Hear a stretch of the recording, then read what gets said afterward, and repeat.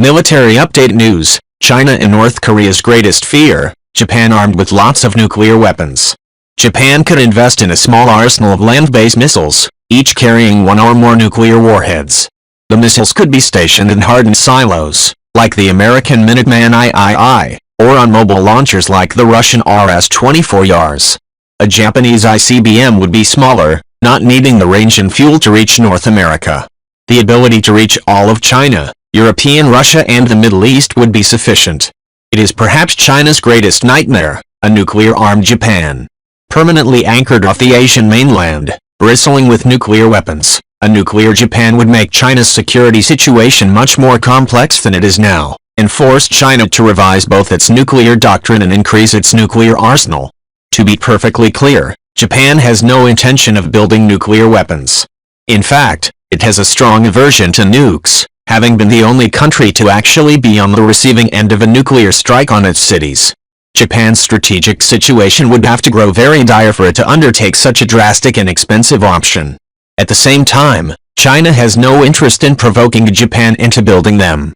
China's nuclear no-first-use policy is in part aimed at reassuring Japan that, unless it were attacked first with nuclear weapons, it will not use them in wartime.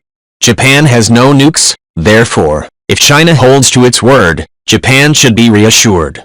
If and should being the operative words here. Still, it's an interesting proposition. Nuclear phobias and the lack of a pressing need aside, there's certainly no reason why Japan, the third largest economy in the world, couldn't build nukes. What would a Japanese nuclear deterrent look like? Let's examine the traditional nuclear triad of land-based ballistic missiles, strategic bombers and ballistic missile submarines, and each leg of the triad's suitability for Japan's circumstance. For the sake of argument, let's say Japan can choose just one leg to invest in. We'll also set the number of nukes at roughly 300. Japan's high population density would mean that the destruction of just a handful of cities could kill or injure the majority of the country's civilian population. Against an adversary such as Russia or China, Japan must be able to inflict similar losses. Land-based missiles. Japan could invest in a small arsenal of land-based missiles, each carrying one or more nuclear warheads. The missiles could be stationed in hardened silos, like the American Minuteman III, or on mobile launchers like the Russian RS-24 Yars. A Japanese ICBM would be smaller, not needing the range and fuel to reach North America.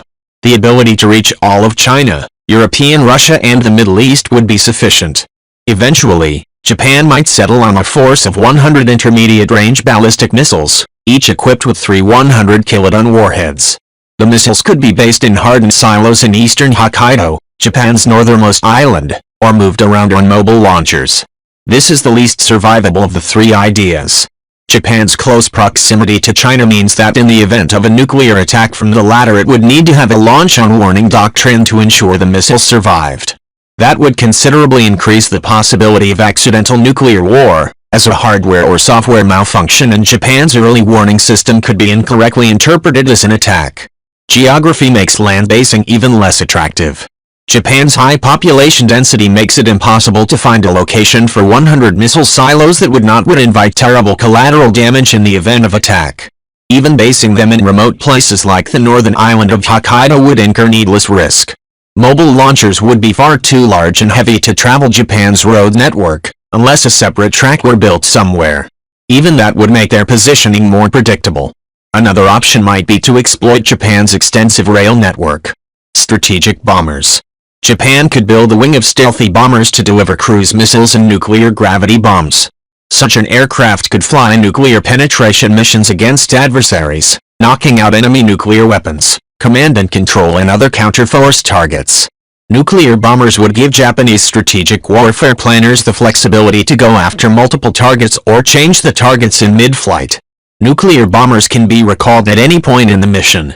A bomber scheme could involve 3 squadrons of 24 bombers each, for a total of 72 jets, each the size of an FB-111 strike aircraft. Each bomber would carry 4 short-range attack missiles, each with a 100-kiloton yield, for a total of 288 nuclear weapons. Geography also makes strategic bombers unlikely. A lightning attack against Japan's bomber bases could wipe out the entire force on the ground before they are given the order to scramble. If tankers are necessary for the bombers to reach their targets, The destruction of the Japanese tanker force would make the bombers irrelevant. Furthermore, advances in air defense technology could make the bombers dangerously vulnerable.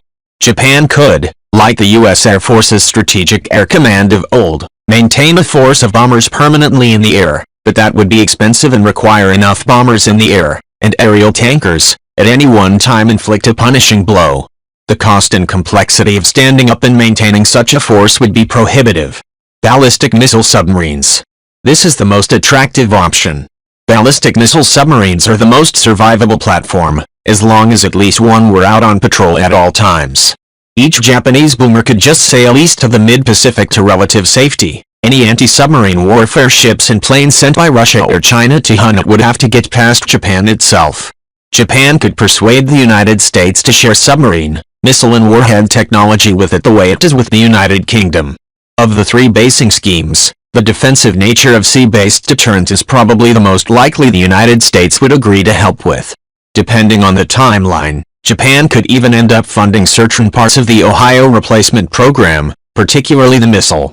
In a sea-basing scheme, Japan could emulate China, France or the United Kingdom, maintaining a force of 5 ballistic missile submarines, each equipped with 16 nuclear-tipped missiles. Each missile would be equipped with 4 100-kiloton warheads. The one submarine on patrol at all times would be equipped with 64 warheads. There are some drawbacks. Ballistic missile submarines would be more difficult to keep in contact with during a crisis. Finally, if only 2 out of 5 submarines are on patrol at any time, only 128 warheads would be available. Obviously, under current circumstances, it's not in anyone's interests for Japan to have nuclear weapons. Still, it must be recognized that if pushed, it could certainly do so. Although a long ways off, all sides should remember that increasingly strained relations between Japan, China, and Russia could make a bad situation much, much worse. Kyle Mizukami is a defense and national security writer based in San Francisco who has appeared in The Diplomat, Foreign Policy, War is Boring and The Daily Beast. In 2009 he co-founded the defense and security blog Japan Security Watch.